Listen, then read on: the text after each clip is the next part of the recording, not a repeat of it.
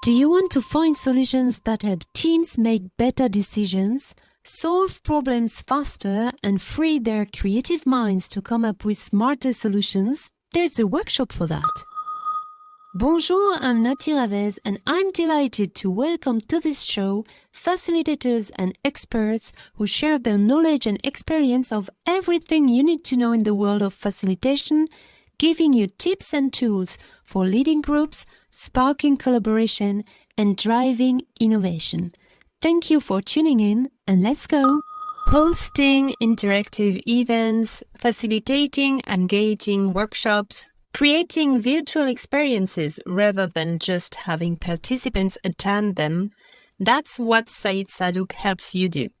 By creating truly engaging remote experiences, using the right tools, and even enjoying the technical stuff that scares so much of us.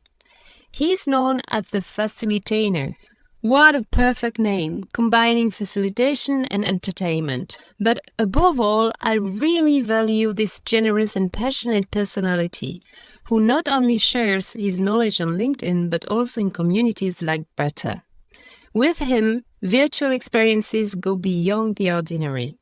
I'm so happy to welcome Saïd in this episode and that you'll learn more about his past as a freelancer and his passion for what he does. I hope you enjoyed this episode. Let's go! We are live and I'm super happy to welcome my friend, my peer in Better Community, Saïd Saddouk, who is also known and called himself the Facilitainer. I'm sure that some of you have seen all the magical things he's doing on his LinkedIn profile. He's really an amazing guy doing a lot of funny things in his virtual sessions. So welcome, Saïd. Hi. Hi, Nathy. Great to be here. I was looking forward to our recorded conversation. It's not the first time we speak, but this time it is recorded and for public. So let's see how this turns out. It's funny because normally we speak in German when we talk together. So it's like we have to switch. Totally fine. And it's always, let's talk for 5 minutes and then it's 1.5 hours. Oh. Exactly, each time.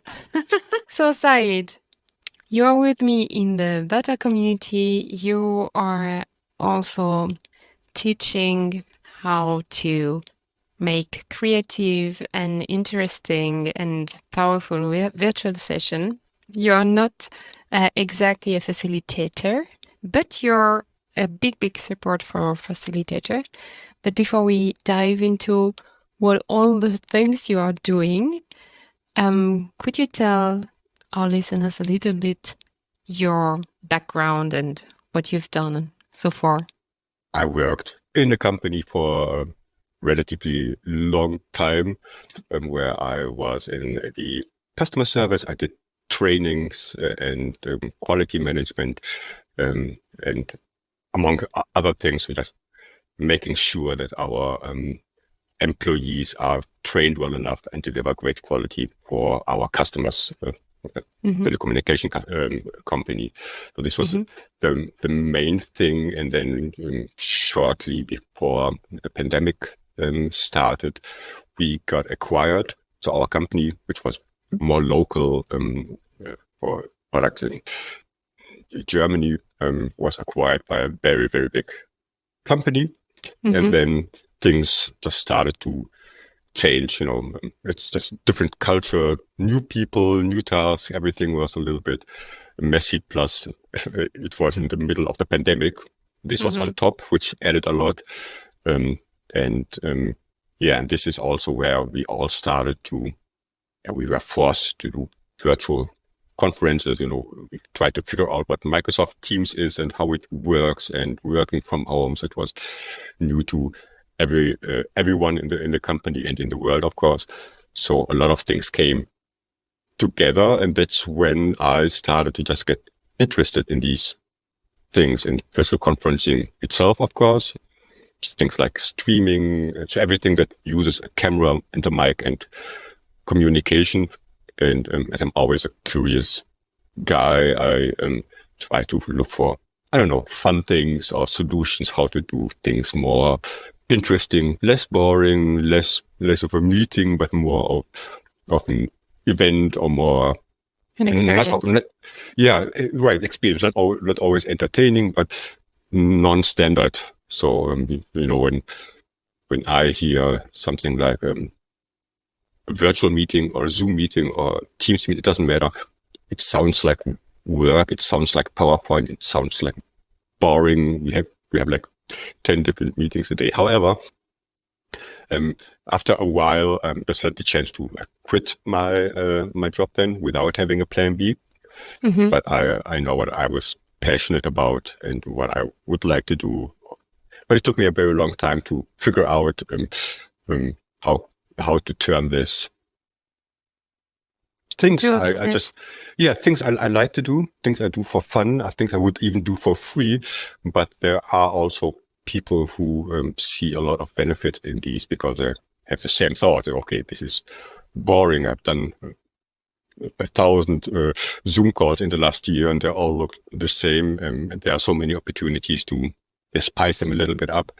So and that's where my very short journey ends, to make it my mission and my goal to support others who want to spice up their trainings, their workshops, their meetings, their events with something they probably don't even know existed or can be done. Sometimes with small things.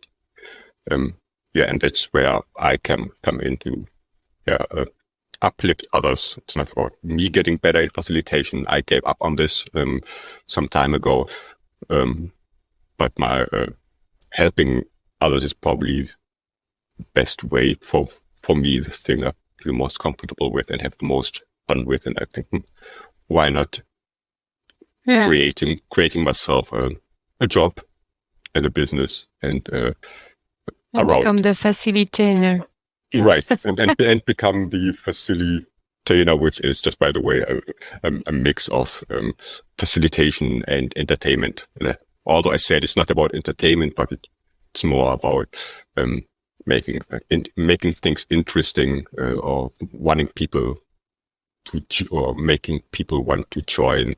It's not about having a clown or somebody telling jokes the whole time. That's not what I mean by entertainment. It's just adding a layer of this is not a usual Zoom call.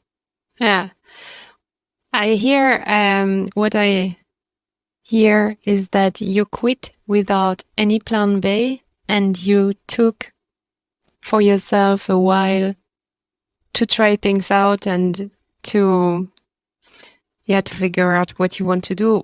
How was it in this time? Because I did the same and I know a lot of people reaching out who are doing the same. Like, I quit my job and now I don't know what to do.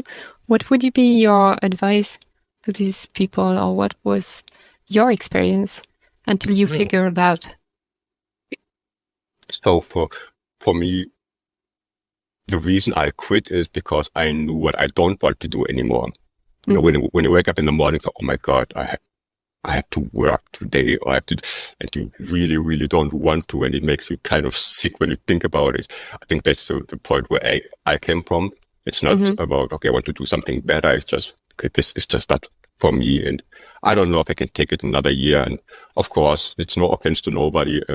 It was during the pandemic, so it was difficult on top. It was during the lockdown, so we all had our mental issues to deal with and isolation and things which all came together. But I just figured out for myself, okay, this is not what I want to do for the rest of my life, not even for the next 6 months.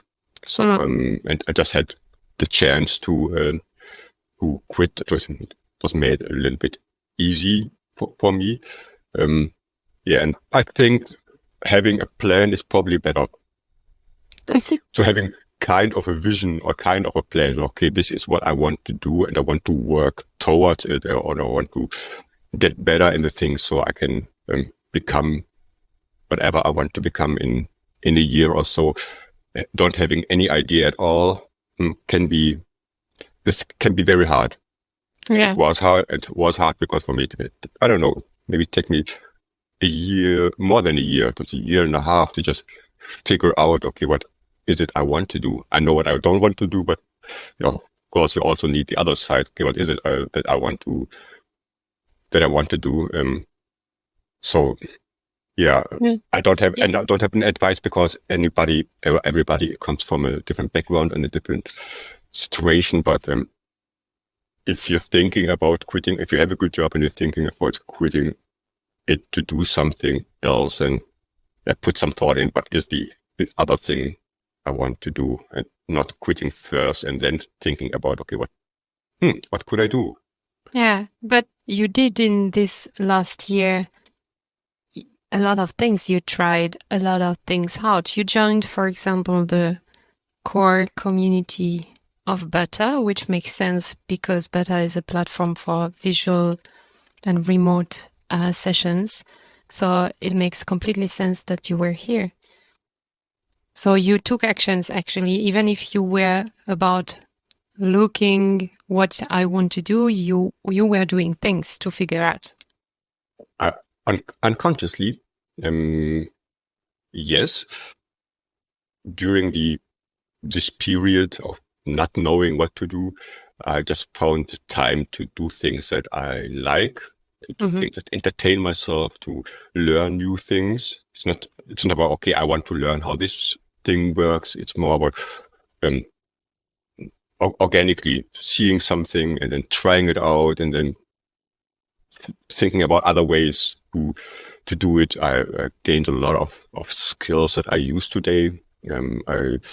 I don't know how many YouTube videos and things, again, if you're in a lockdown, you have a lot of time to once you are through all the series and movies on Netflix, you try to find other things to entertain yourself. So I really, really learned a lot of things, and I got a lot of inspiration. I had a lot of time and occasions to try out things and experiment. And most of the things I did, I always share them.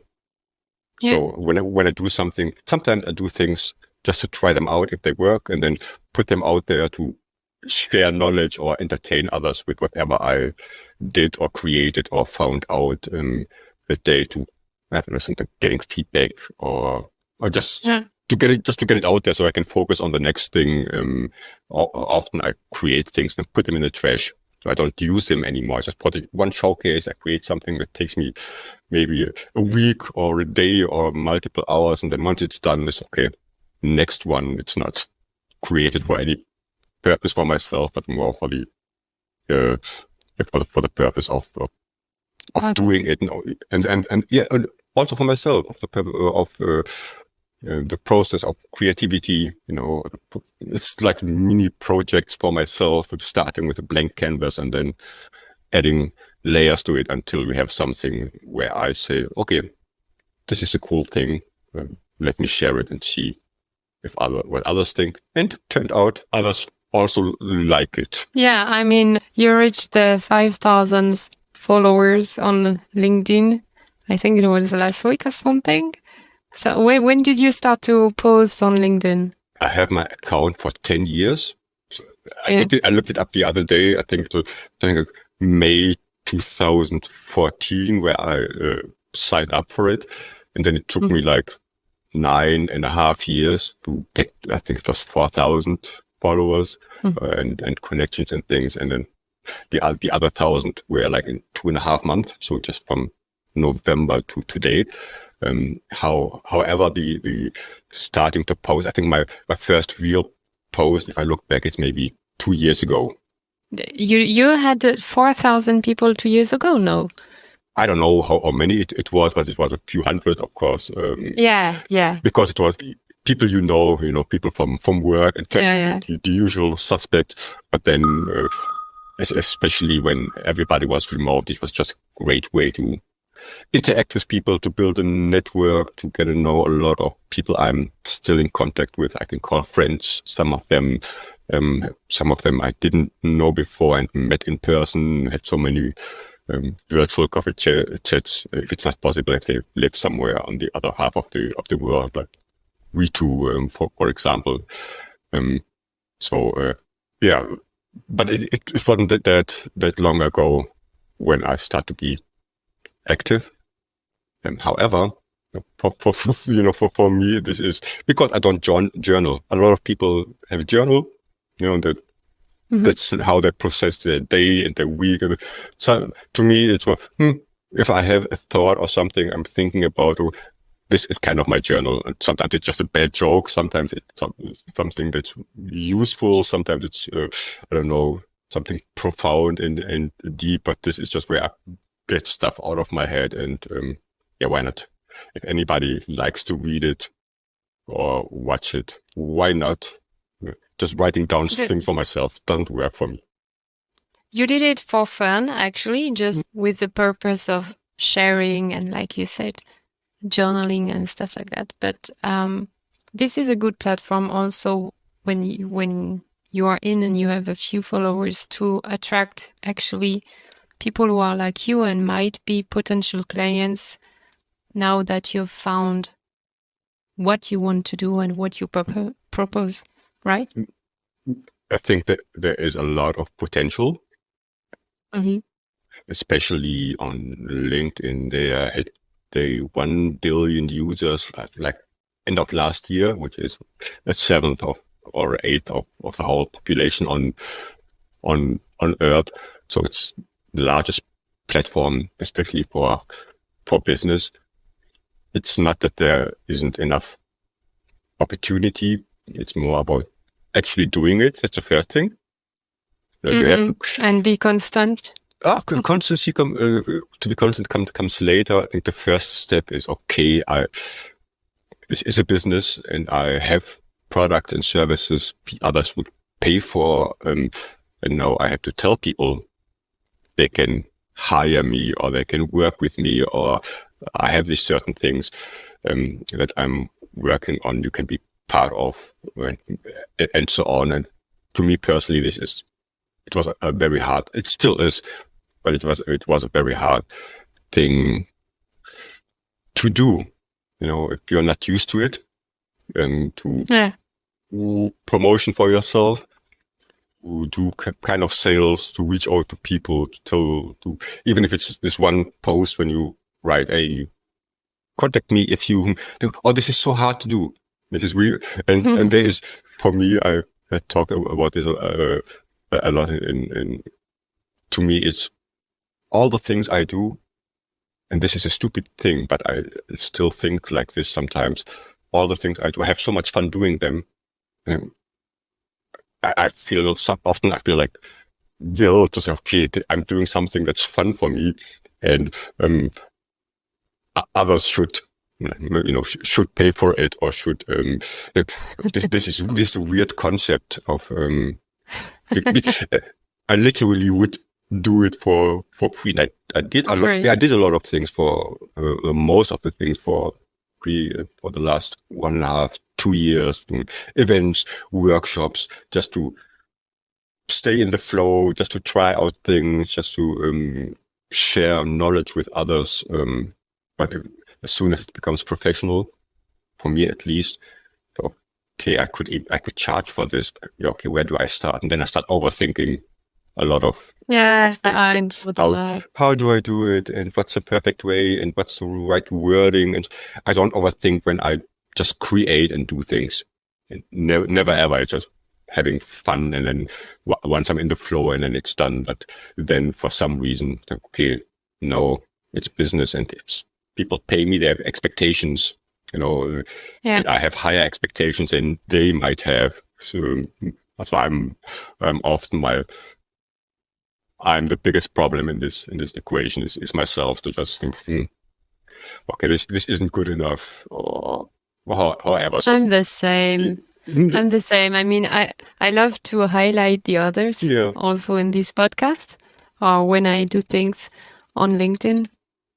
But it was hard to make the step to start to highlight also what I can propose and how I can help. So, are you ready to take the leap and start as a freelance facilitator? Let me ask you something. Are you completely lost, not knowing where to start, or maybe struggling to find clients? This is absolutely normal.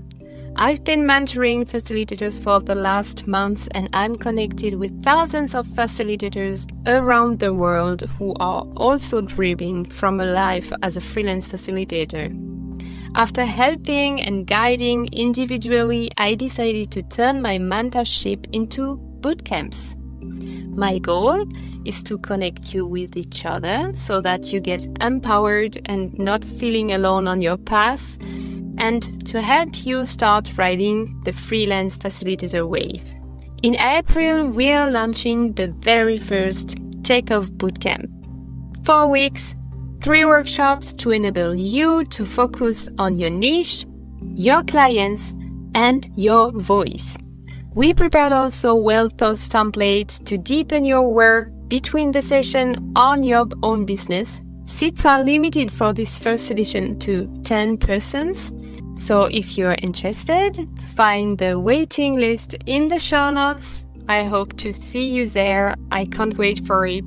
Will you be one of them? Is it in this time of looking for what you could discover and having fun that you discover better? Because you are also in the better community, you are doing a lot of things. I remember, I think Rachel Davis, you already we had a few episodes ago on your podcast, and John White. They had a workshop, a free workshop. They do this like once a month, and it was the first time I attended. They do this improv sessions in Miro where they just showcase how to create boards and icebreakers and so on. So just roughly the concept. However, when the first time I joined, and it was in this new tool. I was used to use Microsoft Teams from work. Never really used Zoom before. Early during lockdown and so on. And however, the first time I joined, I saw this. I just like the colors. It was yellow.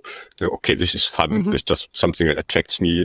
I like the way the cameras looked. And then we had this little effect that you can share something, you can share apps, and we have all the other elements of reactions and so on. Okay, this is something I haven't seen before. And, I've seen other things, but not when it comes to virtual conferencing tool. And I just got interested, tried it out myself, found out there is a community you can join, and there are a lot of people I already knew, and I got to know a lot of people from within the community afterwards. So one of my, maybe my favorite community. I'm not in that many communities anymore, but I would say it is my favorite community for a special reason. And this is just something in general. This is not a support forum.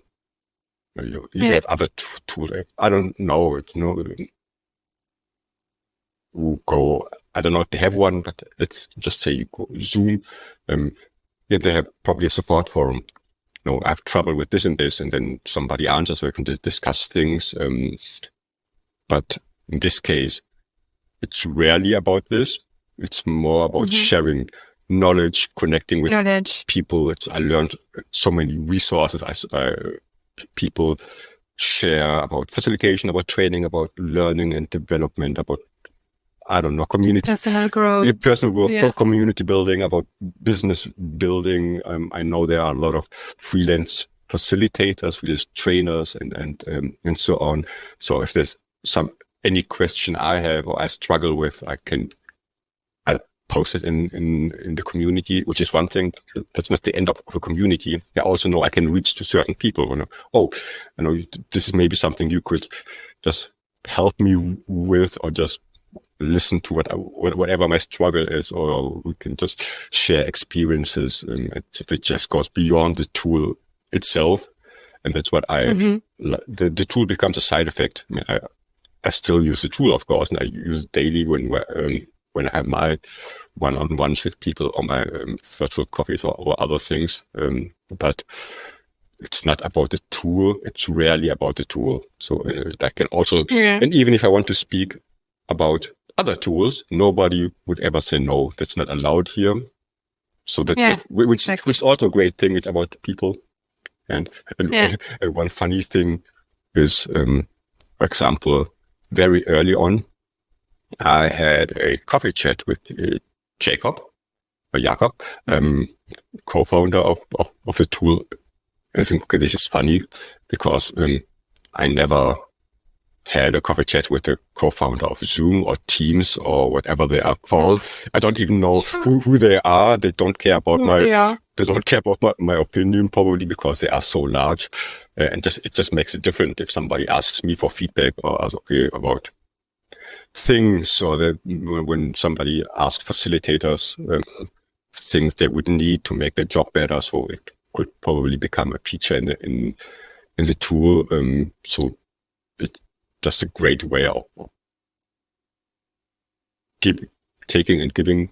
That's what I would say it in German. At least it's not one way. And I don't have any experiences like this in other. Jacob is very nice. He was also on the podcast, and he's always interested what the community is doing.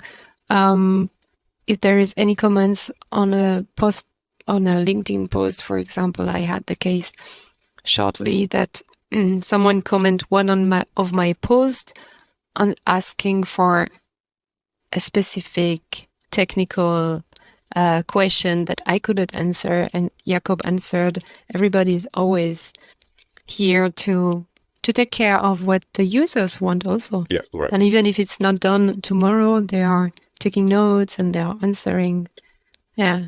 Things take time, but at least being taken serious is one thing. Yeah. So I know. Well, if you ask every user what they want, I think you get so many things that don't make sense, but you can put everything into one tool. In one tool, it wouldn't make sense. Also, somebody has to pay it, somebody has to work on it. It's not just like clicking something and then you get new features. But at least I always find it a great thing when okay, got it, but needs time, or it's on our list, or I got this a few days ago. It's a cost thing. Sounds nice, but it would cost so, I don't know, not a special figure, but it would cost too much to implement this. Peter, okay, this is fine. I understand it, and we can move on in the discussion. Who am I to tell you what to do with your money? Yeah, but you got an answer. Yeah, you got an answer, and possible, not possible. For this reason, it's not possible, or whatever. Yeah, right. Yeah. And let's talk about you and what you are doing, because so you are my sparring partner when I have struggled with my cameras or building something more interactive with all the tools. I hate it. I just hate it when I have to read and look at a lot of videos. But if I need something, I know there is someone here I can reach out, because you've done all the work. You've looked at all the videos. You are a geek. Yeah, right. and this is what you are now doing. So explain, what are you doing? What are the features you are specialist in? First of all, I think I have a lot of interests. There are a lot of things that interest me and that are fun to me. And once something, when something is joy to me, or this is a geek thing, I like tech brings me joy, or certain things others may cannot understand it, but to me this is just something fun to explore and to try out things. But I still do a lot of things. So sometimes it's just for myself, trying out things. But if you think I'm a freelancer, what are the core things that are or could be services I provide, or who is my target audience? Who is this audience I want to target? Which problem do I solve for whom? And these are things I have to think about a very, very long time and needs help. So if it's up to me, I can do 100 things here, choose, and I can teach you, but this is not how it works. So if it's, you cannot solve everybody's problem. That doesn't make any sense.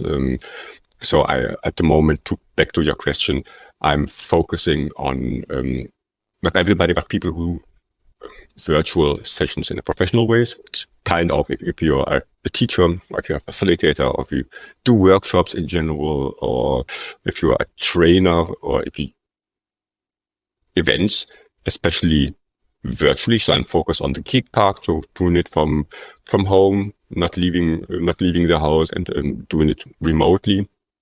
And if you need support in how to do it, the setting. Yeah, correct. That's the difference. If you want to become a better facilitator, probably I'm not the one to call. To be really honest, and this is not my niche, and this is not my comfort zone. And it doesn't have to be. There are millions of facilitators out there and millions of trainers. But if you already have the skill set, okay, I am a facilitator, or I am a trainer, but now I have to do things remotely because we have a global audience or global company, for example, or I have done it just for so and so many years, but I would like to learn new things, how to do it. This is where I come in. So basically on the tech part, and I, at least at the moment, because I want to niche it a little bit down, I train people in how to set up tools like OBS Studio, which is something where you can create all these overlays and different scenes for your camera to use in Zoom, in Teams, in Butter, or wherever you like. Or if you want to do a live stream, something like this, how to add engaging elements, how to add a Q&A, so you would go too far to explain every little thing, but just saying how to use tech to your advantage if you are already if you already have the skills of a facilitator, of a trainer, of an educator, that you want to become more virtual and more engaging. So of course other tools also, but this is just the basic concept. How to make your virtual sessions more entertaining and more fun, and make them. This was a great intro. How to create experiences or virtual experiences rather than having meetings. Nobody wants to join a meeting. We all joined trainings where you had a PowerPoint the whole time and somebody is speaking in the top right corner. I think if you do something different, even if it's not new and super fancy, it's just different. And I couldn't believe, because I'm just in my bubble and I'm so focused on the stuff I do, how new this can be to a lot of people. There's things where, okay, this is just 2 clicks for me, or it takes me 5 minutes. Others didn't know that it exists, how to do it, where to start. And it's okay. So there is not only a market, but there is just people who have a lot of interest and would like to try it out, and maybe need support to know where to start and how to start, and the rest is then up to you. So just guiding people through this. So and at the moment I'm offering workshops and classes for whoever wants to sign up, where we just start from the very beginning. It's about installing apps or the right tools and getting them to run, starting with the first simple things, just show people, okay, this is how it could look like. And if you practice and put a little bit of thought into it, you can create your own version of it, your own branding, your own style, and you can put your facilitation skills and your trainer skills combined with a little bit of tech. Can be something very, very great and unique. You really have fun by teaching the things, so it makes fun to learn it with you. Thank you so much. Thanks a lot for all this. So we will put, of course, in the show notes all the upcoming events from you, if it's with OBS or with Stream Decks or maybe other things which are coming. So thank you very, very much. Thanks a lot for inviting me, Nathy. Thanks for listening. Bye-bye. Bye. If you haven't already subscribed to Saïd's LinkedIn channel, I advise you to click on the bell, because I guarantee you'll get hooked on your little dose of Saïd every day. If you want to find out more about this about his services, the masterclasses, training and coaching he offers, go and explore his website, thefacilitator.com, and finally, sign up for his newsletter, which promises you pure content. In the next episode, Dr. Gitanjali Bonopa, EY partner and business transformation expert who runs EY's innovation hub called WordSpace, does me the great honor of being my guest. Appa, my collaborator who was privileged to be part of our team, and I interviewed her about her background, her views on the role of people in any transformation, and about the power of facilitation and facilitators. Until then, I wish you good health, success, and of course, lots of happiness. Au revoir.